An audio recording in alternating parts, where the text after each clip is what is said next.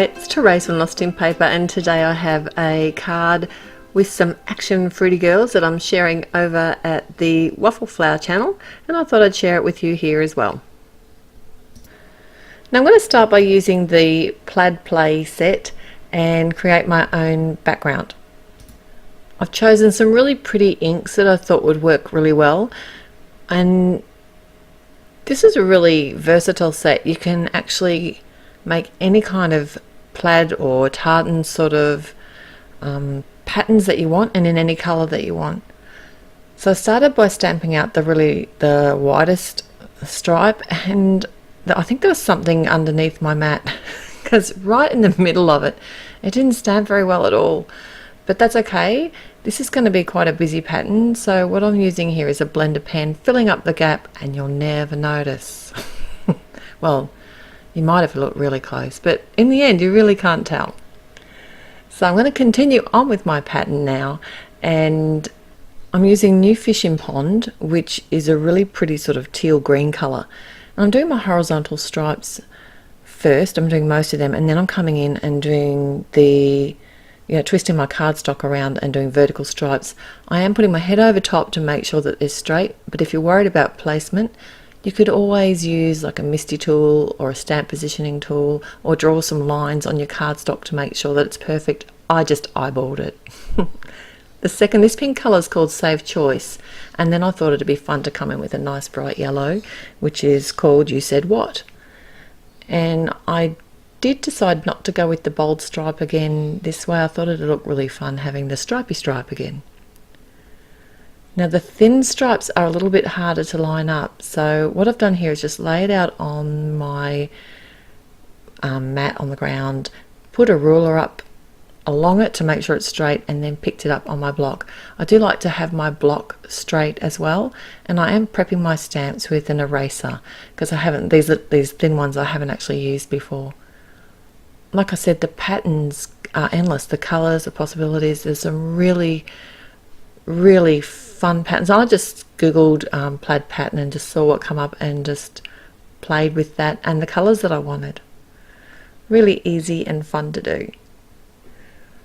So the next thing I want to do is actually die cut a panel out of my plaid panel, and I'm using the stitched layers to do this. This is the largest of the dies, and this cuts a border and also the center of the die. When you cut it, it cuts out like a centerpiece, and I'm only wanting the centerpiece. So what I've done is actually center the piece that I want, the piece of pattern that I've created, before I run it through my die cutting machine, and that way it kind of looks a bit more balanced, hopefully.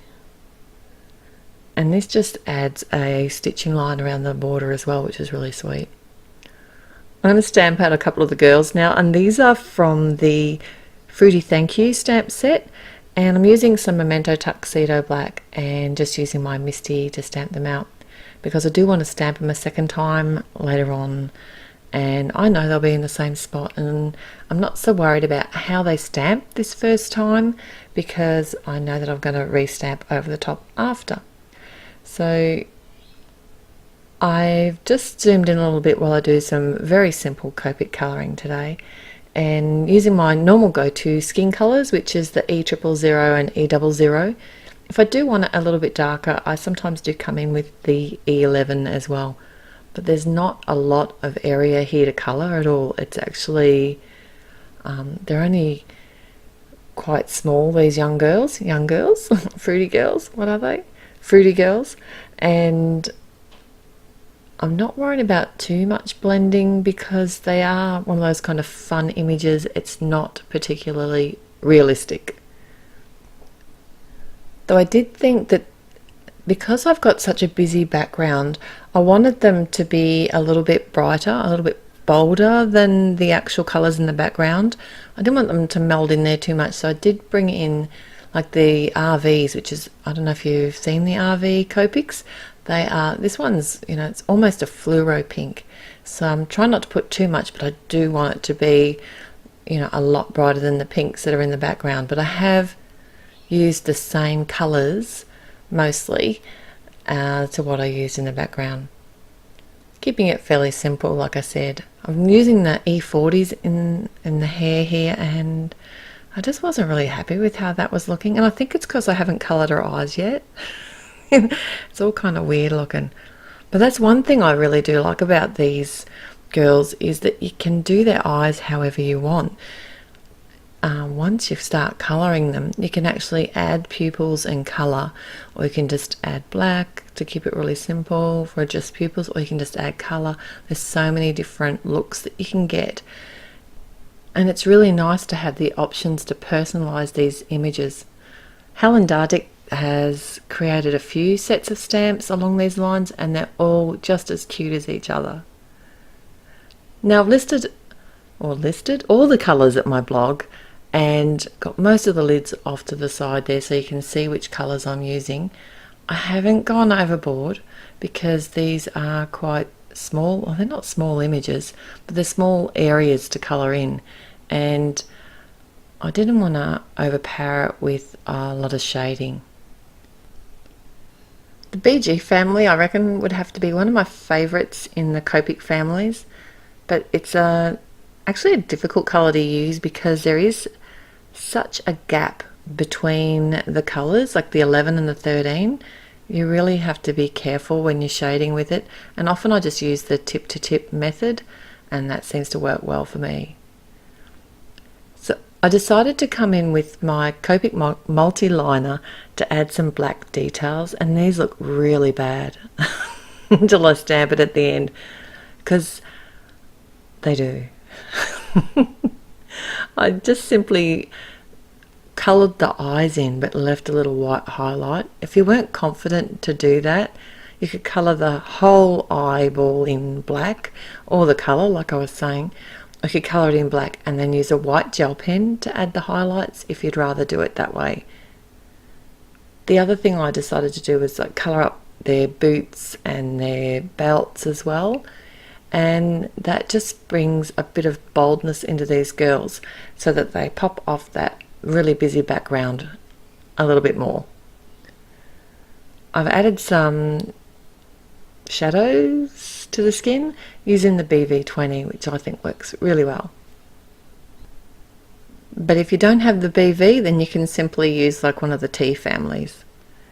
Now I've just popped my cardstock back into the MISTI. I had left the stamps in place, used a nice bold black pigment ink, and then I've simply stamped over the top of the images again, and that just crisps up all the edges, and it's gone from there to wow in a very short time. Now I do have the matching dies for this set, but I don't want to use them, and there's a good reason for that. It's because I want to use my mini action wobblers on these girls, and they're too skinny. Like if I just cut them out with the dies, there wouldn't be enough space behind to even put a mini action wobbler. So when I was kind of planning out this card, I saw where their arms were kind of touching their skirts, and I thought, well, if I cut around those and left the cardstock in between the arms, then I got a space to put the action wobblers. And I'll do this for both the girls, but I'll only just show the fussy cutting for one of them. And I did leave a small white border as well, and I thought that'll just help them to pop off the background. Now my card base is cut pretty much the same size as the largest of the die cuts, the stitched layers die, and what I want to do here is emboss the pattern on the front of my cardstock, and I do need to shout myself some new blue tape.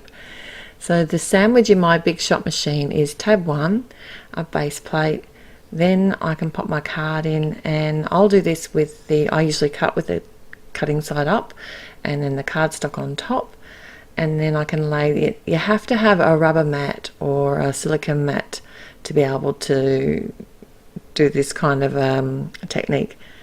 Put that on top with another base plate and then just roll that through, and this is basically this sandwich that you'd use for embossing folders as well. But if it does feel too difficult to turn, don't force your machine because you could damage it. And then voila, it has embossed the pattern and not actually cut the cardstock at all. So now I have an embossed pattern on the front of my card. I decided to use the word celebrate for my sentiment, and I've just got some black cardstock and cutting that out. I am going to die cut it a second time in some, this is quite a thick white fun foam, adding some matte medium and then placing my cardstock in place, and I'll just set that aside to dry just for a few minutes while I put the rest of my card together.